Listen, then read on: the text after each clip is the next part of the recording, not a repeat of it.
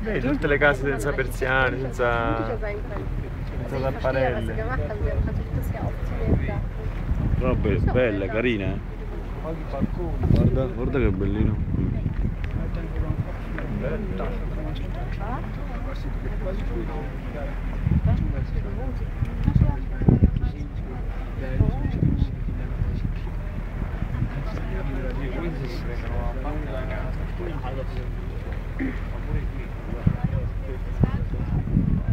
È rilassante sto giro, mi sto rilassando. Vero?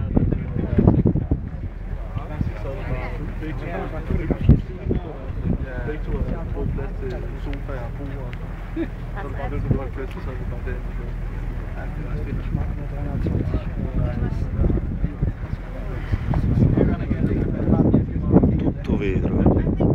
Secondo me sai perché hanno fatto tutto in vetro, molto in vetro?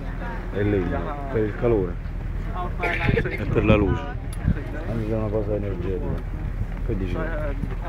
Tu fai conto che queste case sono molto trasparenti, quindi la luce entra da tutte le parti e non c'è bisogno di accendere. Vedi il letto. C'è la tenda ma non c'è la persiana. Guarda, c'è il letto, sì.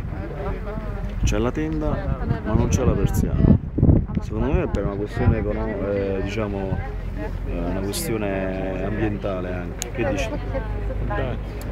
The house, as you can see on your right-hand side, are part of the Freetown of Christiania. Christiania was established in 1971 after a group of the old 68 generation knocked down the fence to an abandoned military barrack in Prinsessegade.